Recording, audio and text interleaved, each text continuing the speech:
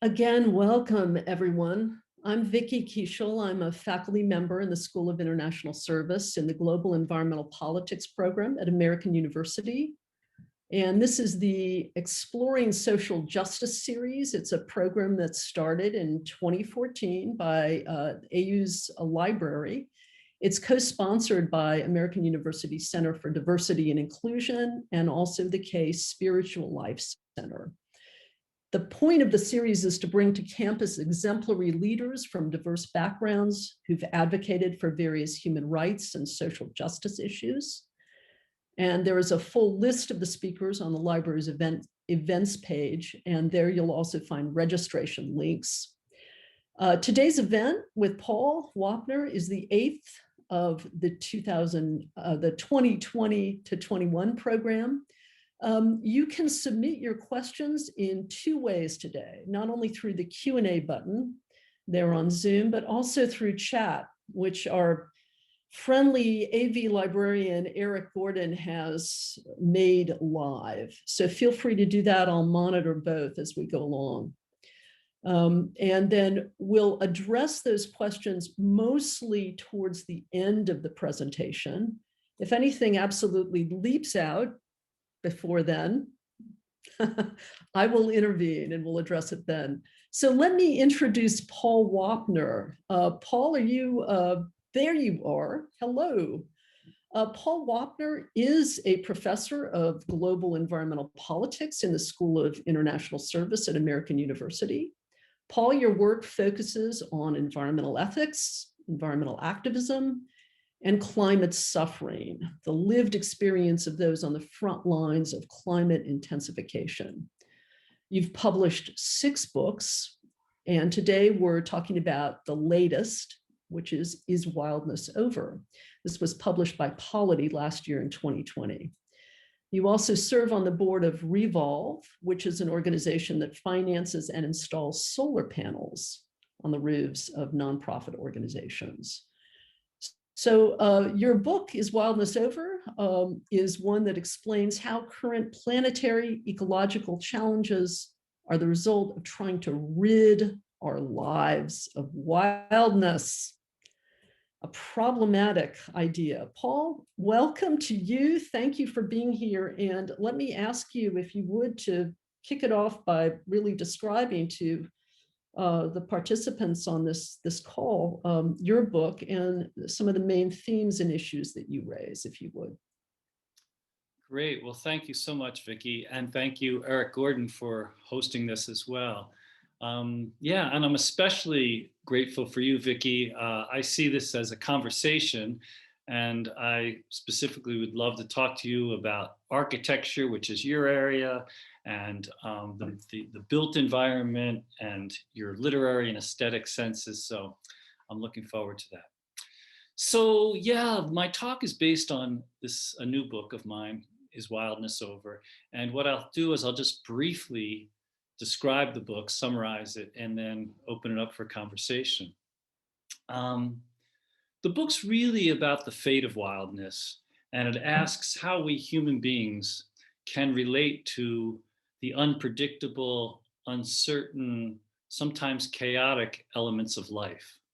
These elements are inescapable, and I think it's an important question. How do we, sort of relate to those elements? And I want to begin by saying that there's a difference between wildness and wilderness. I was on a panel the other day and someone said, oh, he just wrote a book on wilderness. And I was like, cool, but wrong title. The wilderness is like a place, and it's a place where we often encounter the unpredictable, but it doesn't exhaust the unpredictable. So, for example, in the woods, things happen. Trees fall, storms arise, animals may bite, rocks may slide, and so forth. And so traditionally, it's been thought of as a place that wildness is most accessible and most easily encountered. But for me, wildness is not just simply captured in the more than human world, but it's also in the human world when we're in large crowds, or sadly in times of war, things spiral out of control. And that is, again, fundamental to what it means to live in this human experience. The word etymologically, wild, actually comes from the notion of self-will, that there's something, that things operate independent of, let's say in this case, human aspirations or human designs, but they have a way of their own. And yeah, and this is the unpredictable, changeable, uncertain kind of quality. The book basically, though, starts with an observation that many of us, and I say us, really meaning those of us who are affluent and living in a very privileged way, that for many of us, we live pretty far from wildness. Over the millennia, our species has tamed and domesticated and controlled and ultimately tried to master and even banish those elements that kind of throw us off from our lives. And in the natural world, we've decoded how chemistry and biology work such that we can kind of unpack that world, package it back up in the way we like, and largely control it. And same with the human world, that the modern state, the rule of law, bureaucratic organization, these elements of sort of social science that emerged are ways in which we actually bring more order to interhuman interactions. The premise of the book, though, is that for those of us who are rich and who can enjoy many of these privileges, we are like so far from wildness. I mean, just look in this screen, right? It's crazy. You know, here we are. I wish I could see everyone, but I don't think anyone's battling the elements at the moment. I don't think anyone is fearful that a wild animal is going to come in and kind of, you know, grab them and, you know, force their lives to go in other directions. We have not just these computers, which sort of, almost like decode the cyber world and make it possible for us to sort of control time, space, and so forth, so we could be together. But we have cars, we have heating systems, we have lighting, food. We can eat food from everywhere on the planet anytime. The seasons are like irrelevant. And it's amazing that this irrelevance, that we're privileged to it. And I think that this is a result of millennia of trying to control the world. It's not to say that we've completely done it, right? There are still ups and downs, things still come into our lives, but it's been increasingly circumscribed, this area of wildness. And so in the book, this is what I meant by, is wildness over? If we've done this, haven't we kind of largely extinguished this category from our lives? And the punchline of the book is no. I wouldn't have written it, I suppose, if I thought we were done. But what's really important is that wildness is not over, but it's taken on a different face, that there's a new quality to it or a new scale that we need to appreciate. And the idea here is that when we push wildness out of our immediate lives, it doesn't disappear, it doesn't just evaporate, but actually we push it in two directions. We should think about it in this case, by analogy, wildness is like energy. It can't be created, it can't be destroyed. So when we push it, it's got to go somewhere. And I want to suggest it goes in two directions. First, when I push it out of my life, it goes upward, it gets catapulted to the global level, so that now, as I'm going to explain in just a moment, there's global wildness, calving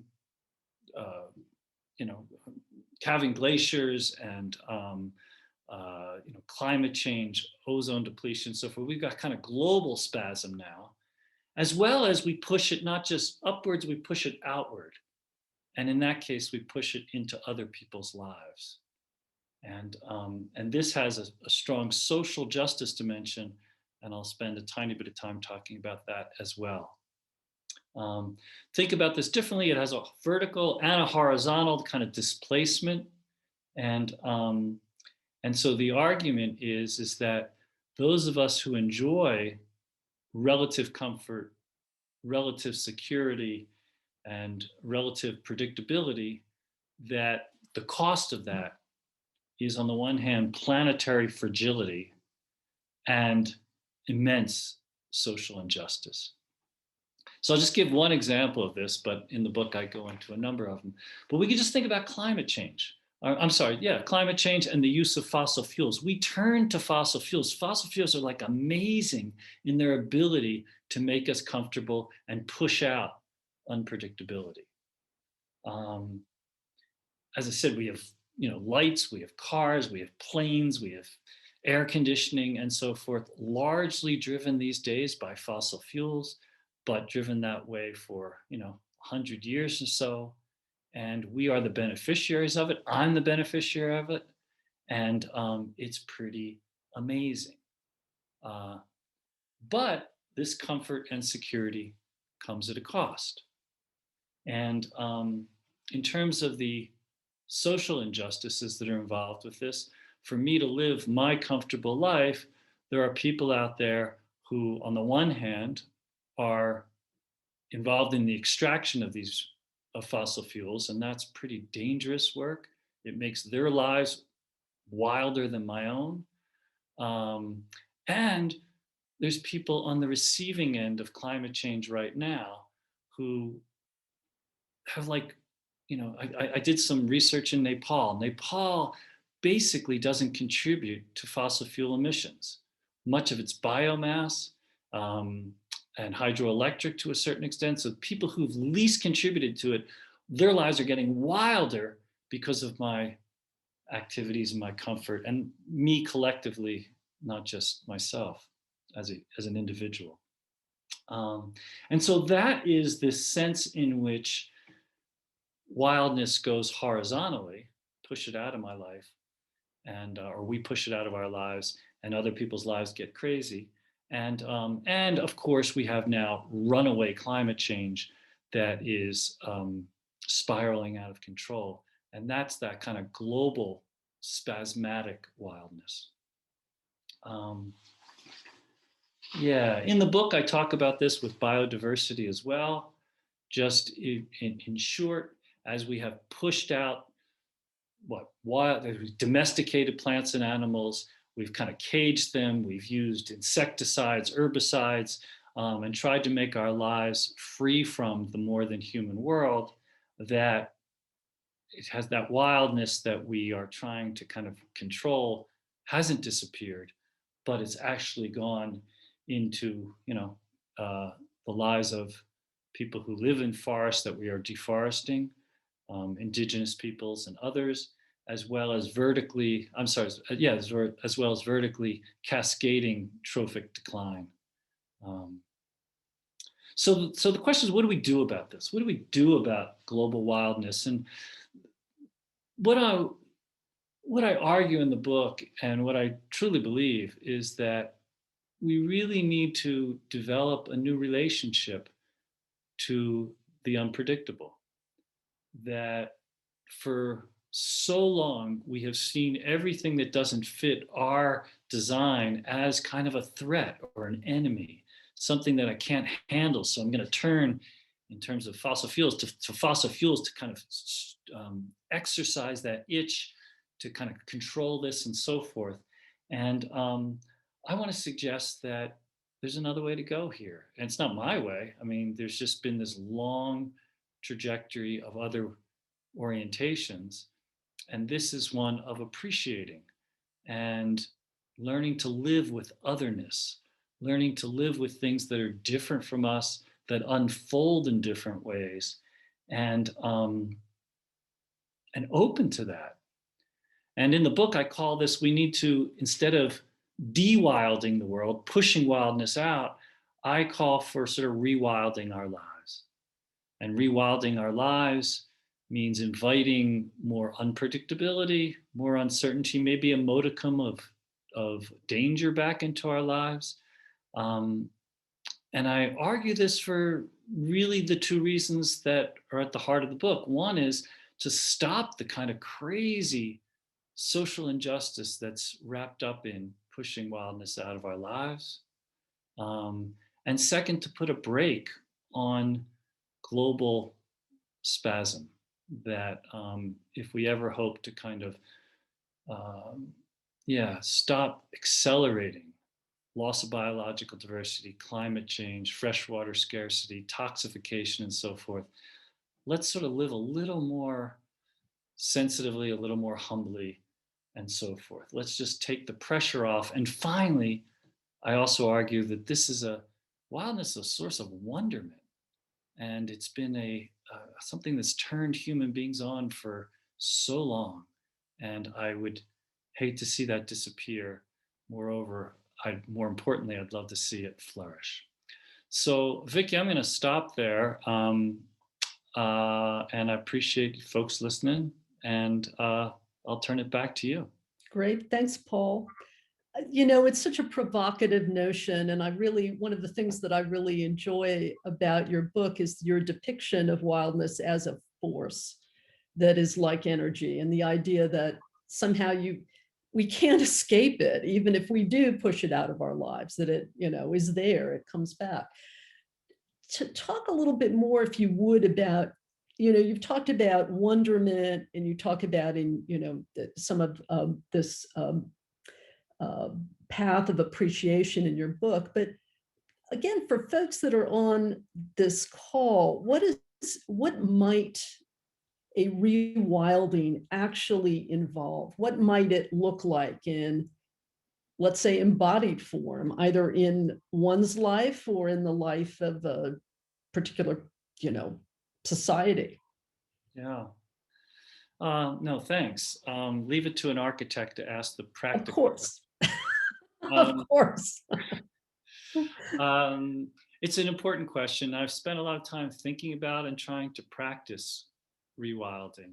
And I think that they're not distinct, but there are two different analytical ways to look at this. One is for an individual, and second for a collectivity. And I think too quickly we go to the individual and we ask, how can I rewild my life? And I'll say something about that. But I do want to underline that this concept of rewilding is something we can do collectively and need to do collectively.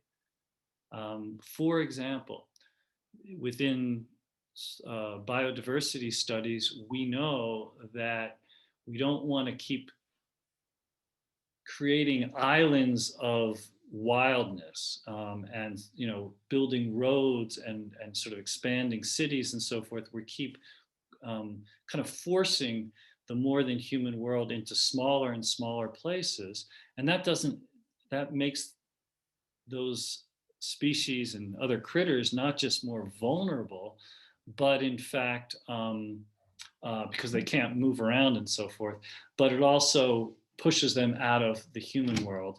And so people talk about building corridors, wildlife corridors between national forests, national parks, and so forth, to allow the more than human world to live with us and alongside us and so forth.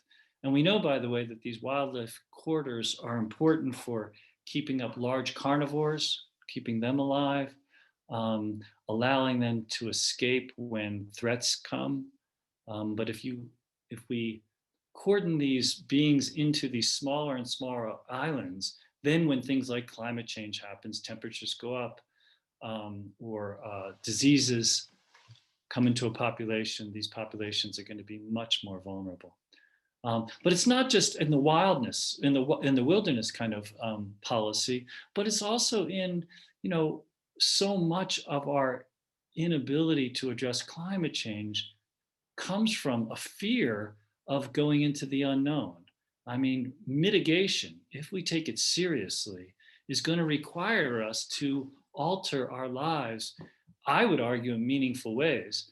But I think that there's this initial fear that, oh, if I have to take public transport rather than move across the planet in my super insulated, entertainment rich, heated car, that I'm going to have to be a little more uncomfortable.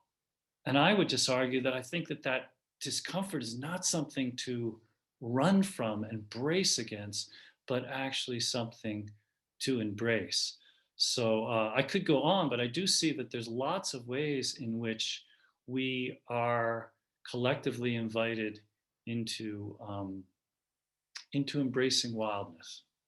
We have a couple of very interesting questions from Jake in the Q&A, one of which is, how do you reconcile your advice to adopt more wildness in our lives with the reality of the world we live in, a capitalist world which stands firmly against unpredictability? Right on, Jake.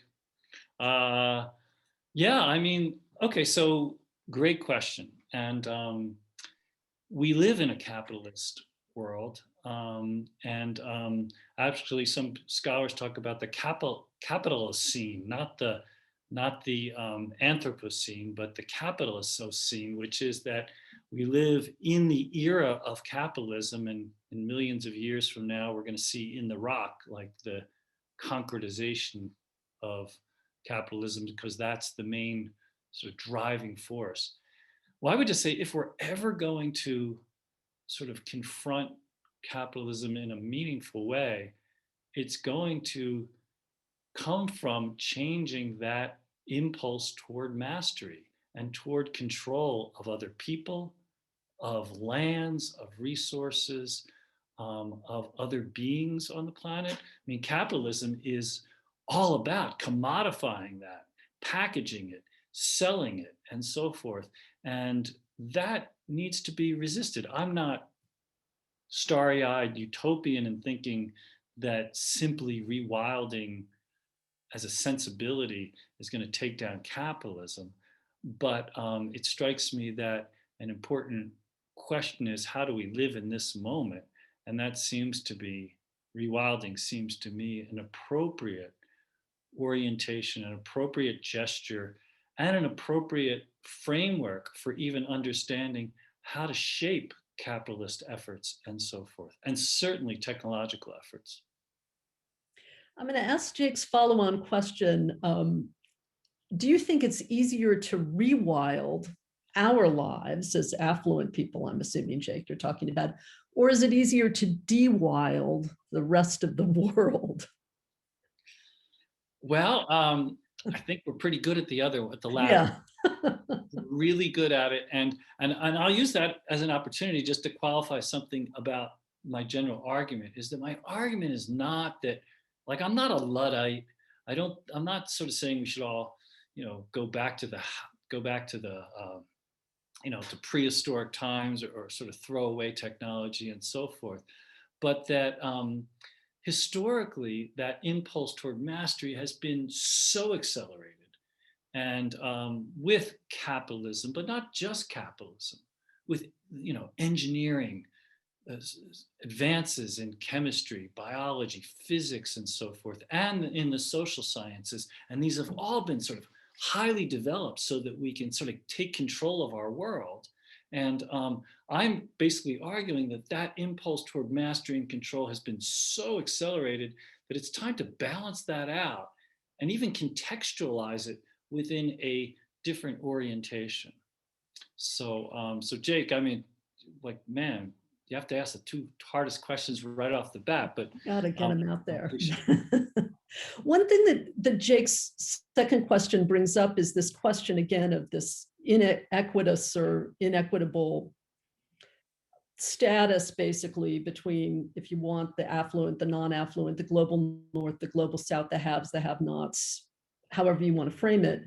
And this question of how, if this prescription for rewilding, you've described it in terms of the audience for this Zoom call and presumably for your book, although that's another question about what is your intended audience. But how would this how would rewilding play out for people in less affluent countries? Are they not to bear the responsibility for rewilding? I mean, how does that work?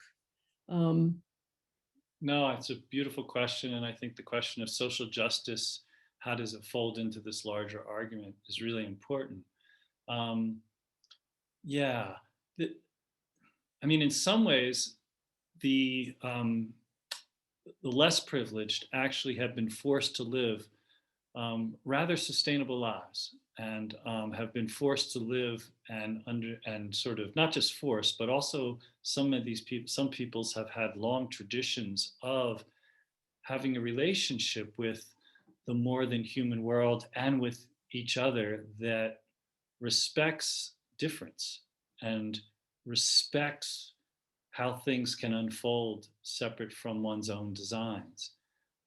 Certainly, societies that see sharing and mutual aid and so forth that open up to sort of different dynamics are part of this. And indigenous thought and indigenous ways of walking on the land and being in relationship to, again, the more than human world and each other. I think we have a lot to learn about how to rewild our lives by looking to these people. I mean, we've sort of upgraded the Western rational orientation toward life so at such a high pitch, and it's so insightful, but it's not the end of the day in terms of human capacity and human thinking and human feeling. So I think there's much to learn there. And the book is not a an exhortation toward those who are less privileged to start rewilding their lives. The responsibility, I think, fundamentally lies initially and most importantly on those of us who have lived with the fruits of this control. And it seems to me the height of injustice, which I think largely does play out a lot of global environmental politics, where we're asking those the least fortunate to make the first moves.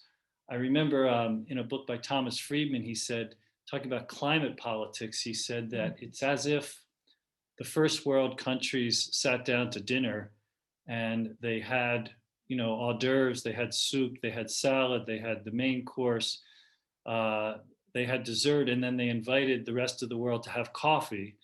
And then they said, and now let's split the check. I mean, there's a certain sense in which that kind of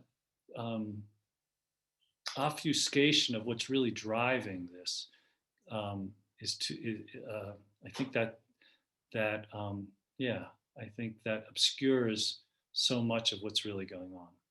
Now, the Friedman analogy is so powerful, isn't it? It's, you know, the table is set, the feast is set, and no one is partaking but us. And then, you know, you're asked to split the check at the end when you come in for coffee. Yeah, you know, it's interesting. So Anselm has a question in Q&A which gets to this question of policy and what you would recommend, Paul. So the question that Anselm was asking is, as we continue to see humans act against their own survival interests in favor of economic gain as a species, let's say, what economic incentive can we offer for increasing wildness? I mean, this idea somehow, I think, Anselm, of your question, is there a market mechanism that would apply here? And what is that market mechanism? I mean, I live in the world of voluntary certifications and all of that. So I'm interested in knowing what you'd say to that, Paul. I'll say something and then I want to put it back to you, Vicki, and I'd love to hear so there, I mean, it's an interesting question, and what I think is behind it is a recognition of the kind of elephant in the room about society, which is that we are largely or significantly motivated and animated by economic incentive. And so can we kind of discipline that incentive and use it, in this case for rewilding, use it not just to sort of rape the earth and commodify the earth, but actually take it in a different direction. And I think it's an unavoidable piece of the puzzle. There is an effort to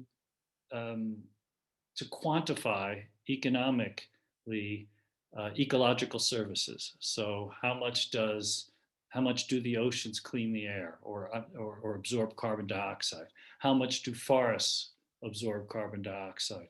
How much, what is it worth economically for forests and mountain ranges to clean water and so forth? And economists have done some really interesting work on this.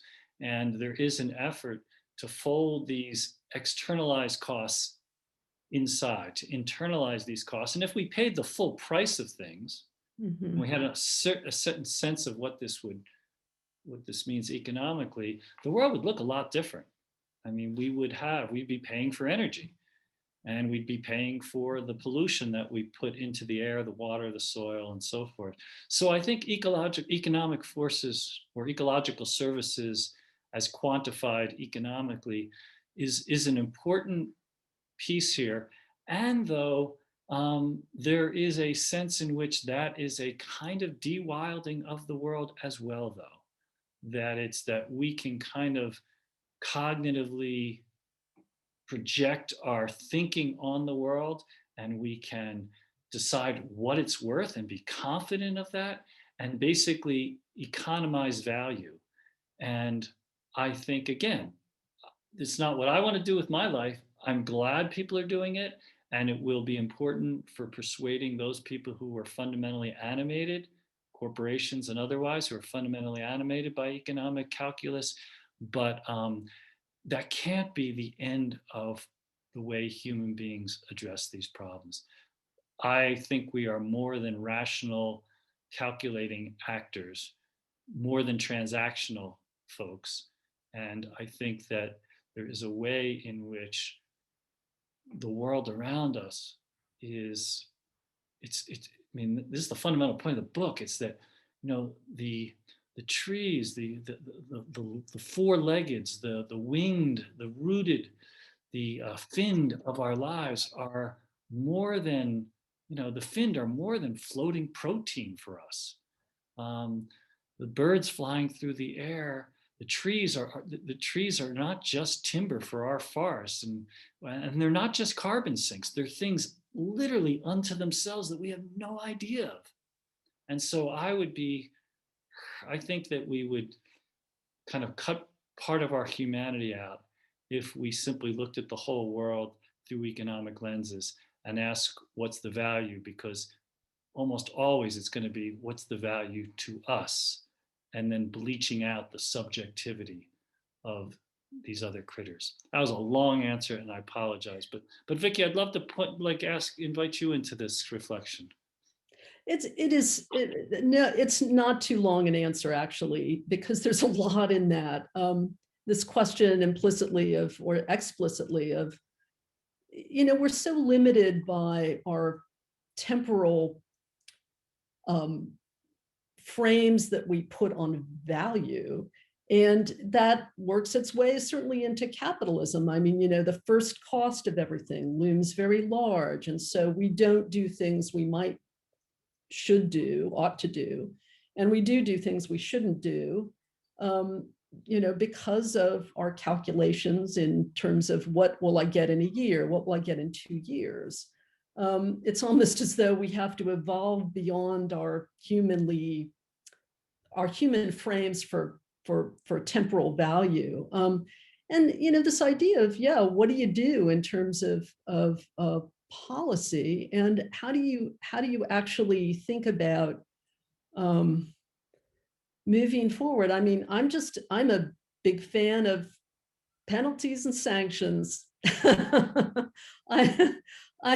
I'm the daughter, actually, of an environmental lawyer. My dad he's long gone now, but I mean, he was a very, very early person in the field, and he would put things up, like he worked for the Land and Natural Resources Division of the Department of Justice. He would put things on his wall like the settlement that the US got from a big polluter. He'd like put a copy of the check up there. And it's like, I think if we're in capitalism, make them pay.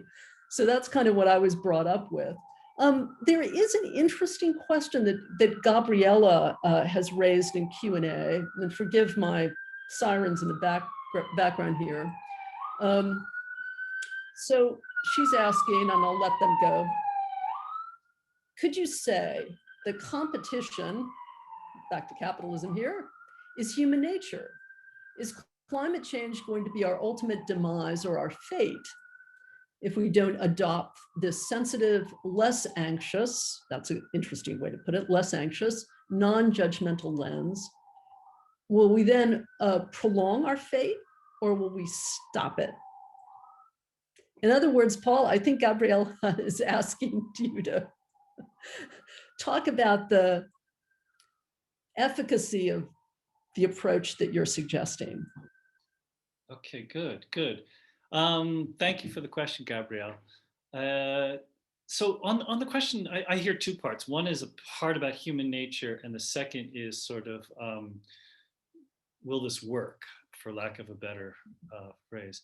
And I'd say on the question of human nature, I mean, we as a species have been wondering what we're about forever.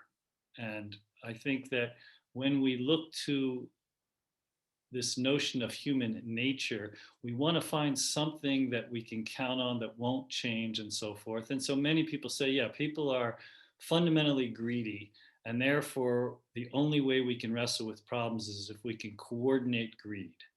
And I would just say that I don't think we're smart enough as a species to understand what our nature is. Moreover, I think that we have seen politically lots of people define what our nature is for political purposes. It's really great when capitalists tell us, you know what, we are fundamentally competitive. You know, we've seen lots of, I mean, the history of sexism, the history of patriarchy has sort of peddled in, and the history of racism has peddled in what is our nature, and people sort of then deviating from that fundamental nature. I don't buy into a notion of human nature. I think we are constantly constructing ourselves, socially constructing ourselves, as well as individually. And so I don't look to something like human nature to constrain the trajectory we're on one way or the other. I've just seen human beings capable of so many different ways of living that, that I'm not so hung up on that. The key question, though, I think you're asking is, you know, is rewilding going to solve the problem? And so I'm like Professor Kiechel, I teach, and I would say almost every class I've taught and many of the talks I've given, the first question is, are we going to make it? Are we going to kind of live through this portal of environmental intensification? And to me, that question's just getting less and less interesting. To me, the important question is, because we don't know, and it's a sort of, I mean, that's to write our fate. And again, I don't think we have the capability to do that. To me, the really important question is, how are we going to live in this portal? How are we going to treat each other? And so forth. So rewilding is not a solution. There's no way. I don't think there is a solution. In fact, I think the problem is of a quality that there's not a solution set out there. It's not like an econometric puzzle and there's a solution out there, but there's lots of different ways to respond to this. And I think that there's moral ways to respond to these intense challenges that both sensitize ourselves to what's going on and sensitize ourselves to our capacities. And I would like to see us go through this portal with a little more humility. I love the phrase less anxiousness. And I think that if we keep doing that, again, we're not going to solve this, but we're going to move toward meaningful solutions. I think it's the frame in which we address these. It's more important than the technical pieces involved. But Vicky, I'd love to hear what you have to say. Yeah, that it is so interesting because I mean, a lot of what we've been talking about capitalism and certainly these big systemic issues, but also very much an emphasis on kind of individual maybe action or the idea of kind of what it looks like. This idea, I'm interested when you were answering Gabriella. I mean, this idea of, well, are we looking at how much fundamental structural change will we need to make to in more than just sort of policy or more than just in economic systems? I mean, if we really rewild, are we, and not only in our ethical viewpoint and our sense of responsibility, but are we looking at changing the structure of institutions? Are we looking at sort of different modes of governance? How deep do we go with alteration? Are we easing our way into this? This question of yeah, well, are we going to come a cropper and really have to make a quite immediate change because something just, the dystopian science fiction reality comes to pass and whatever happens happens, and then we must change? It's interesting. We're now into this kind of realm of fiction almost, but it's also productive to try to think about those things, those dystopic potential realities, in my view anyway. We actually don't even have to think about them. We can look out the window. Yes. I mean, there's tremendous injustice going on right now, and there's tremendous suffering from these things that we project are going to happen in the future when they're happening now. And so I do think that meaningful change is important, and structural change. But I don't think it comes from just wishing these institutions away. I think it becomes cultivating a way of engaging these institutions so that, the state system, for example, is ill-equipped to address global issues. I mean, there's a mismatch between the fragmented character and the quality of the problem. And if we got rid of the state system, I think we'd have to resuscitate it the next day, because it does serve many purposes in terms of implementing change and so forth. So I think that there are, yes, structural transformative change is imperative to live, anywhere ethically in this world today. And how that unfolds and how we engage it, I think has to be informed by this, again, sense of respect and appreciation for otherness, especially other people, and the more than human world. We have, I think it's a very moving question from an anonymous questioner. And I'm just going to read it verbatim. I'm a middle-aged AU staff member. My salary is low and flat, and capitalism doesn't fuel my soul. How can I help the rewilding cause? I'm a volunteer naturalist for a local conservation organization, but don't know how to embrace this important work in a more active way. Wow. Yeah. Very nice question. So I should qualify. This isn't a cop out of an answer, but I write books that I need to read. So I don't want to pretend that I have mastered, to use an ironic word for this, rewilding. I think that I have lived high anxiety in my life, like many of us, and I want to stop bracing against things that are discomforting to me. And I'm not very good at it. I will just give you one example here in New Mexico. It's a horrifying example. I'm calling, by the way, from Taos, New Mexico. Right now, I'm living in a place where we have rattlesnakes in the summers and so forth, and I've seen 6 on this land.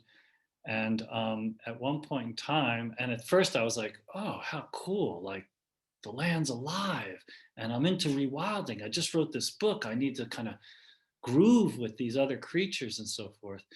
And at one point in time, there was like, I moved this rock and there was this big rattlesnake there. It was close to the house. And I hate to admit it, but I went and got an axe and I came back and interesting enough, it was a big rock and the snake was half in it and half out of it. And so I had to kind of go on an angle. And so I lift this axe and I go to kill the snake and my legs fall out from under me and I fall down. And now the snake just takes off and it's going right toward the house. And I was like, I freaked out and I kind of hate to say it, I hacked the heck out of it. And so, you know, rewilding, you know, at a personal level, I definitely have a lot of work to do. But having said that, I think we can all, this isn't prescription for the person asking the question, but in general, I think we can all open up a little bit more. I mean, stop sanitizing our lives, stop scratching every itch we have with a fossil fueled machine, stop pampering ourselves, because I think that in so doing, we're actually giving up a part of what it means to be alive. Yeah, last thing I'll just say on this is Thoreau famously said in his essay on walking, he said, you know, wildness is the preservation of the world. He didn't say wilderness, he said wildness. And I take that to mean that this encountering wildness, it's an invitation to wake up and to be more mindful about our lives and to be more enlivened with life. And so for those of us who are, you know, low salaried, kind of living with the constraints of everyday life and so forth, again, that's not the first place I would ask. It's more like me, a full professor. I don't have a great salary either, but I'm grateful for it in time of pandemic. But I do think there's opportunities for all of us to open up more to those things. I mean, there's wildness in our own heads and our thoughts go in crazy directions. And instead of just constantly packaging that, I see lots of promise in opening up and seeing what else is there. We have a question about, you mentioned the pandemic. How does COVID relate to wildness? This is a virus, as the questioner says, it's a virus we can't even see. It is truly the unknown and the unpredictable. It's truly wild. And the only thing I would say about that is that, and so rewilding doesn't mean like, let it into my body and just let's groove with this thing, because I think that that's not what I'm going to do anyway. You're welcome to do it. But rather, I think we could back up though and ask ourselves, so where did this wildness come from? And I think it fits the argument of the book very well, which is that as we try to control more things, we take this wildness and it accumulates, it magnifies and so forth. And so we know that, I mean, there's still lots of questions where this virus came from, but we're getting pretty close to recognizing that probably a lot of it came from either bats or other creatures in the area of Wuhan in China. And forever, those bats and other creatures lived separate from humans. I mean, they lived in what are called natural reservoirs, and they've had viruses for millions of years, actually, within the lineage. But when we started to go into these limestone caves, capture them, take them to wet markets and so forth, that we know that these viruses then had the ability to jump species. And ultimately, it was the concentration in these wet markets where they were under a lot of stress, a lot of, they didn't have water, they had a little bit of water just to keep them alive. And so these viruses kind of spiraled out of control. And so sort of this effort to grab these creatures and use them for our purposes, we've then and we do that to kind of get rid of the wildness in our own lives. I want to eat whatever I want that comfort, I want that security, and so forth. And in doing that, we unleash this. And I would just say the other piece of this is biodiversity itself helps contain viruses. When you have lots of diversity, these systems can't just, it wouldn't be a pandemic, it would just be a virus. And it would affect certain people. But when you rip out the checks and balances, because we're getting rid of biodiversity because we want to get rid of wildness, it just exacerbates this. So again, I don't think wildness can be contained, but when we overly, kind of crank it down, it's going to come out, and it's going to come out as a pandemic. It's going to come out as climate change. It's going to come out as cascading sixth extinction degradation. Yeah, the notion of, I mean, the point you're raising about biodiversity, I think is so important. We spend a lot of time in my current classes that I teach at AU talking about it, and the effects of all sorts of human-made systems like industrial agriculture, and the fact that we feed ourselves with this green revolution, but it really tamps down biodiversity in the end. The system that we've created for human benefit and economic benefit is actually undermining the health and the rewilding of the world. All of this discussion, though, Colleen has a question which I love because it's right up my alley, asking us to speak a little on how you imagine rewilding efforts will affect future city design and planning. How can cities of the future step away from the cookie cutter plan that's been copied and pasted so many times? And she points out, she's focusing on cities because that appears to be where we as human beings are headed these days. We're urbanizing, certainly. Interesting question. How do you, if rewilding is your goal, what does city planning and design have to do with that? Vicki, can I ask you to start us off with that? Because you've thought about a lot of this, and I know you think about the built world, and I know that you are I would call you an environmental architect. And so I'd love to hear your thoughts of how you take this sensitivity and bring it to your projects. It's a really, really interesting question. I mean, it's one of these, we built contemporary cities so much around this idea of, for example, the automobile and the priorities that we give to cars. And that's true of almost every city that's been expanded, redesigned or designed since the car was available. And if you just think about intervening at a level that does not privilege the car, but rather privileges humans and other species, I think you will have made a start. And it's hard because you're talking about, again, with the structural solutions, you would have to undo quite a lot of zoning, quite a lot of infrastructure that has been set up in all over the world to prioritize highways and cars. If you think about it, just the use of just surfacing road, which we do superbly well,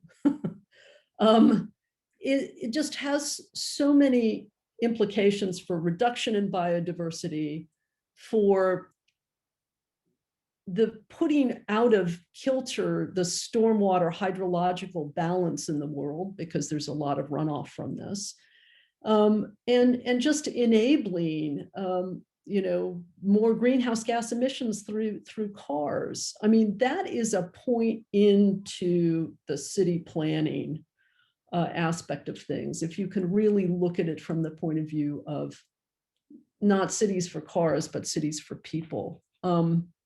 And it's interesting, back to this, how to tie that back into the COVID time question.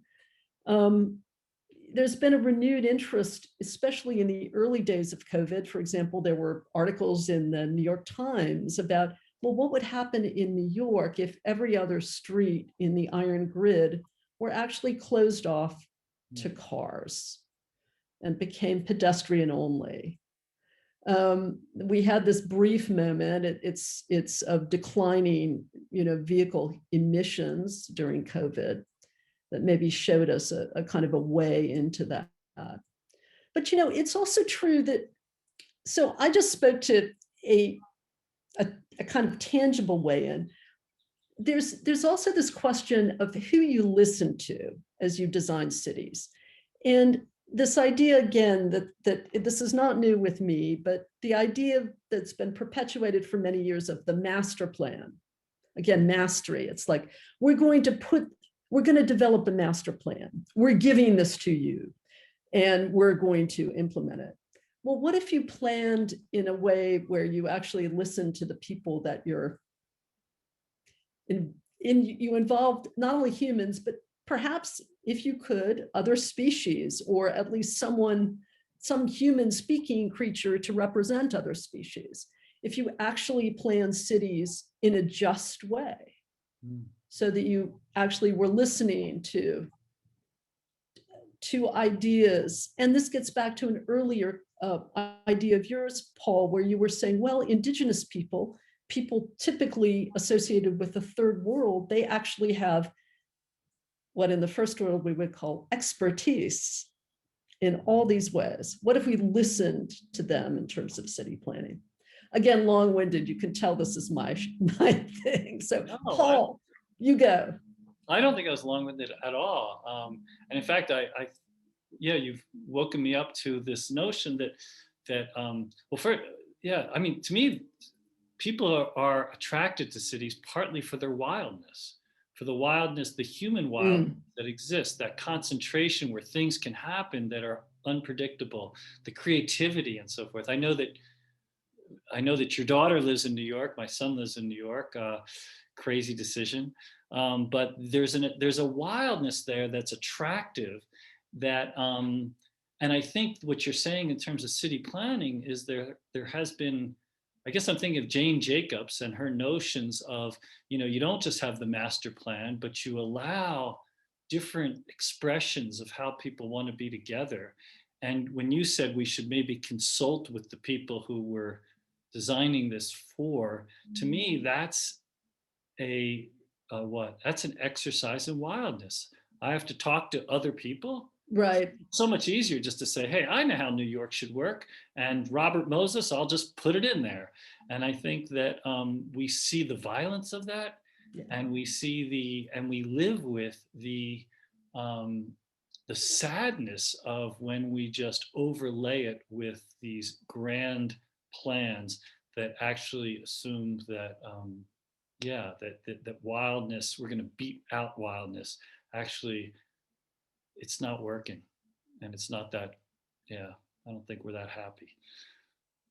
Yeah, no, it absolutely. And Robert Moses is a great example of someone who was like, yep, and just going to put that highway, if I can, through the center of Manhattan. And that's how Jane Jacobs held him back finally.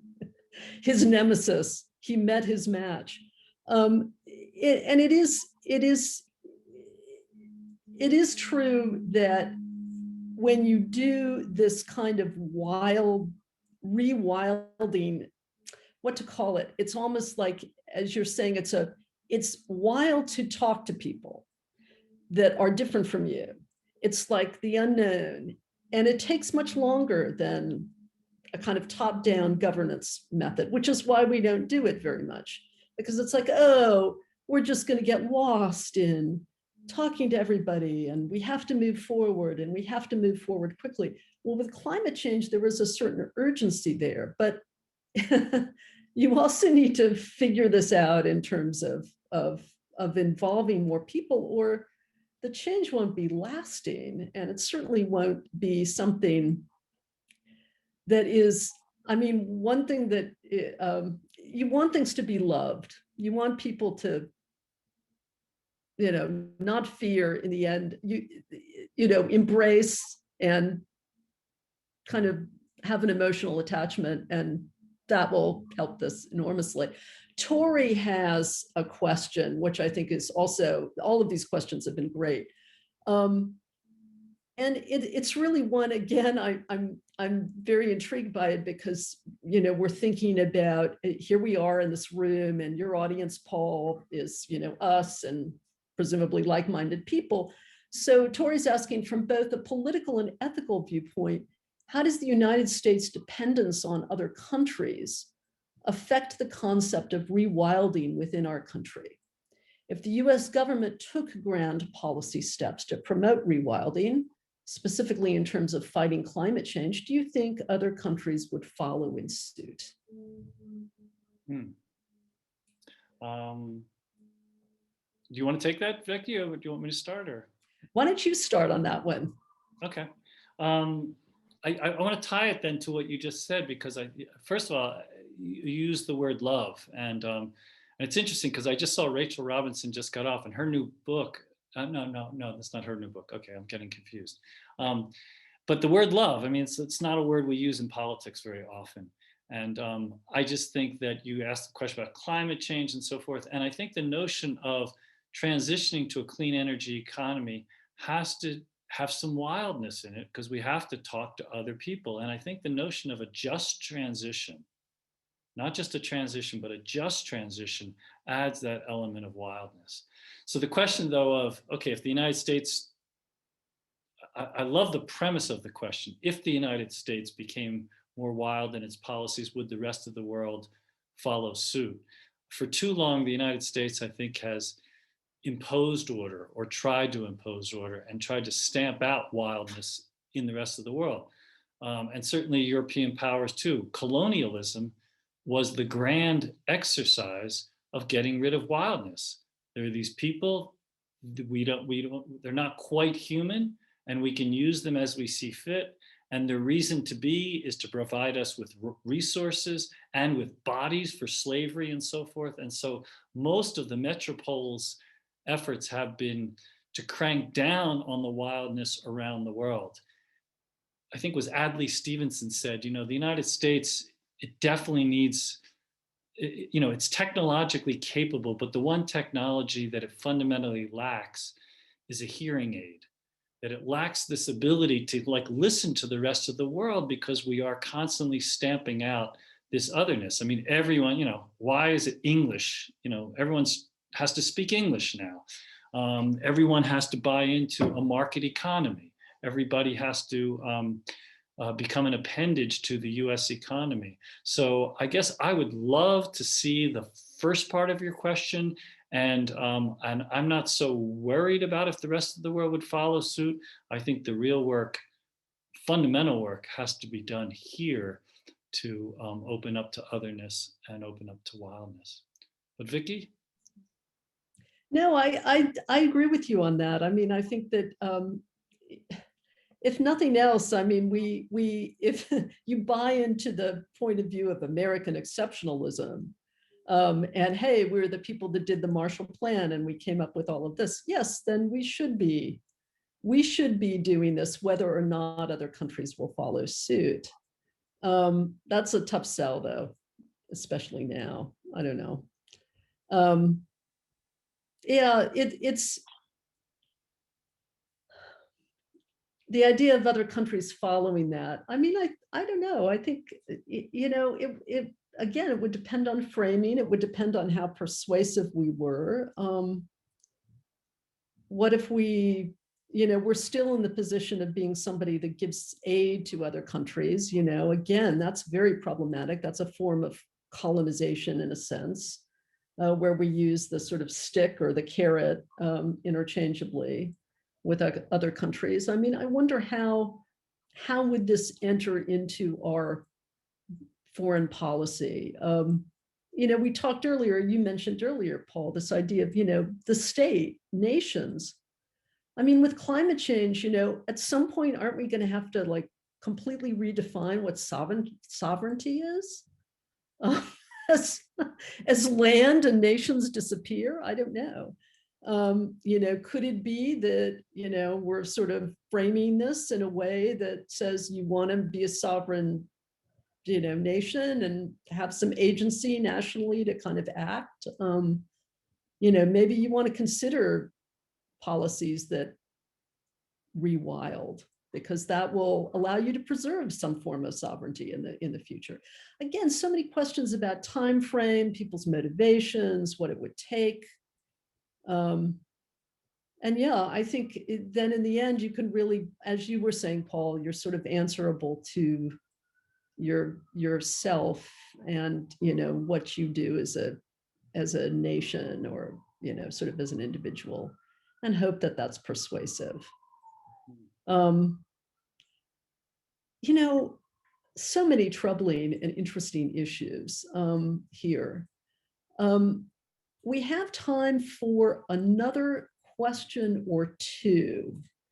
So I'll let anyone, I encourage you to go through either chat or Q&A. Vicki, I also know that you before we met, before we started this, we were talking, and I know that you have aesthetic senses of how one sort of encounters wildness. And I wanted to give you an opportunity to maybe, I don't know, share a poem, a visual, or just some thoughts on this notion of the human art form as a way to probe and sort of encounter the unknown. Yeah, that we had an interesting, for those of you on this call, Paul and I had an interesting exchange before this event about, Paul was asking, well, what are your examples of visual artists or poetic artists who are considering these questions of wildness and the representation of wildness? And I can, let me see if I can do this. I can share my screen. I presented Paul these images, which he was like, wait, how is that wild? What? The first one, I gave him 3 images. I'm going to show everybody this, and forgive me, I'm in professorial mode here. Go for it. So the first one was this, has been a touchstone for me personally. This is here in Washington, D.C. This is a piece of visionary art by a man who was a night janitor at the General Services Administration, James Hampton. It's the throne of the 3rd millennium. And Paul was like, how does this represent wildness? It's stuff. He basically created privately in his, essentially the carriage house in back of his rented flat, works for a future that he could not predict. This is the throne of the 3rd millennium. He had visions. He was literally a visionary. He didn't know what would come. He's not representing anything that we recognize in nature. These are objects, but he thinks, well, maybe their thrones, their tables, their chalices, they might be of use to whoever comes later or whatever comes later. And then it's all crowned by fear not, is what he puts as the message right on the back of his. And, it's another example I gave Paul was this William Blake illustration that was one of the last things he did in his life, where he's illustrating a passage from Dante's Inferno. And it is a moment of transformation where the dead are literally being raised to where we don't know. But the point being that neither of these artists are representing wildness, although you could say this Blakean image is rather an illustration of something happening that looks pretty wild. But they're really not, in effect, representing it. They're talking about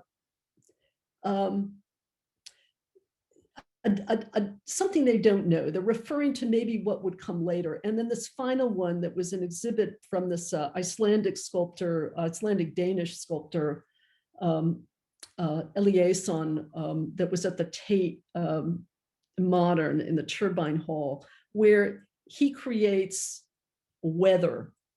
It was an installation, but then again, he kind of inverts everything, where what happens is that people and their reaction to this created weather really becomes the event. It really becomes the art piece. It's not this created thing. So I don't know, those were my, that's my tour through artists that depict wildness by not actually possibly literally depicting it, but talking about suggesting that there is something beyond it. The point being that anytime that we as architects, artists represent something, mastery is involved in representation. And so once you start to represent, the act of it, of representation is a form of mastery. So maybe you resist that. Maybe you somehow, how do you resist that impulse? So what was cool was when you shared those images with me, I was like, you don't get it. And it was so cool because like I wrote Professor Kiechel a note and said, gosh, each of those images seems to be about hierarchy and a center of things and a kind of a bringing order to mystery. And her response to me was, no, Paul, you're missing it. That actually these people are pushing the edge of that unknown and rubbing up against it and trying to not give it form to domesticate it, but provide some form for us, the viewers, to open to the vast sort of unknowingness. So yeah, I think it was cool. You gave me an education. Likewise, Paul, your whole book was an education. Well, I'm going to, with that, I mean, I'll just mention a couple things that are going to happen in the future of exploring social justice to those of you on the call. Thank you, everyone, for the marvelous questions and the discussion that ensued. Much appreciated. So the next speaker in this series is going to be Gabi Rivera, and that will happen on Tuesday, April 20th, same time, same place, 11:30 a.m. So Gabi Rivera is presenting, the title of her talk is going to be Inspiring Radical Creativity, Empowering Young, Diverse Voices. Gabi is an American writer and storyteller. She's the author of the 2016 young adult novel, Juliet Takes a Breath, and she wrote the 2017 to 18 Marvel comic book, America or America, because it's about superhero America Chavez. Her work often addresses issues of identity and representation for people of color and the queer community within American popular culture. And I encourage you to register for this program through the AU Library events page. So with that, thank you, Paul. Thank you, Eric Gordon, behind the scenes. And thank you, everyone who attended. Yeah, really greatly appreciated.